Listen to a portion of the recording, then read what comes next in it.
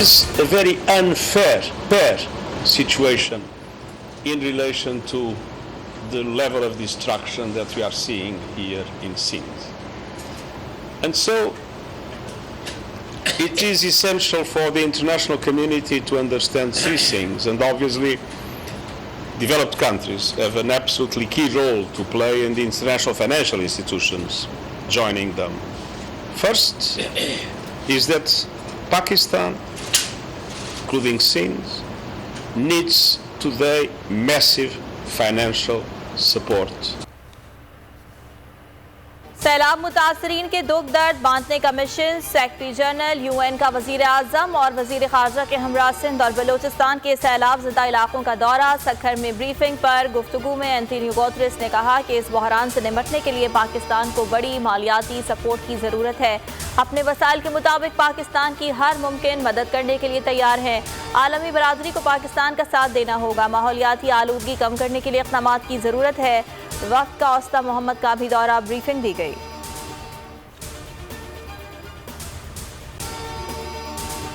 اگر آپ کو یہ ویڈیو پسند آئی تو لائک پر کلک کریں.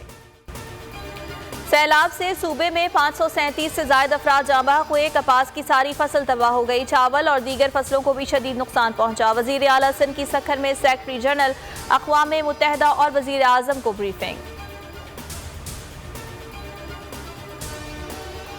ملک میں سیلاب سے قیامت خیز تباہی. مزید 5 افراد لقمہ اجل بن گئے. NDMA کے مطابق اموات 1396 ہو گئیں. 12728 افراد زخمی ہوئے. 17,47,345 مکانات تباہ ہوئے. ملک بھر میں 3,30,46,319 افراد بارشوں سے متاثر ہوئے.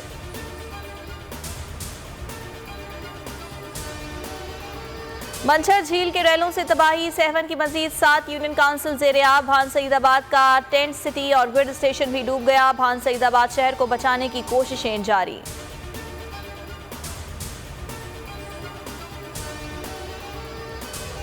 مشکل گھڑی میں آرمی چیف سیلاب متاثرین کے دکھ درد میں شریک. آج ضلع دادو میں سیلاب متاثرین اور امدادی کاموں میں مصروف پاک فوج کے جوانوں سے ملاقات کریں گے.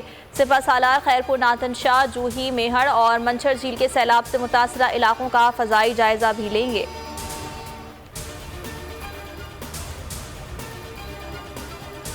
متحدہ عرب امارات کی طرف سے پاکستانی سیلاب متاثرین کی امداد جاری. 2 مزید خصوصی طیارے امدادی سامان لے کر کراچی ایئرپورٹ پہنچے.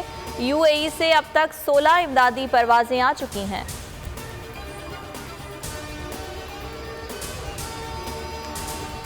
بیگ تیار کر کے گرفتاری کے لیے تیار تھا لیکن کوئی آیا ہی نہیں. اگر یہ لوگ گرفتار کرنے آتے تو اپنا مزید بیڑا غرق کرتے. قید بہت چھوٹی چیز ہے. ملک کے لیے جان بھی دینے کو تیار ہوں.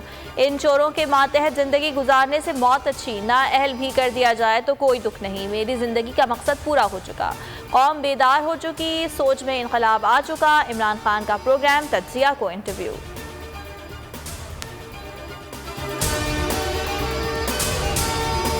بول کسی کے بھی دباؤ میں آ کر اپنے فیملی ممبرز کو علیحدہ نہیں کرے گا. بول ہمیشہ عوام کی آواز بنتا رہے گا اور عوام کے مسائل دکھاتا رہے گا. بول کی عوام سے خصوصی دعاؤں اور ساتھ دینے کی اپیل. سب سے زیادہ ویوز، سب سے زیادہ ریلز اور سب سے زیادہ ریٹنگ کے ساتھ بول اب بھی نمبر 1 پوزیشن پر برقرار.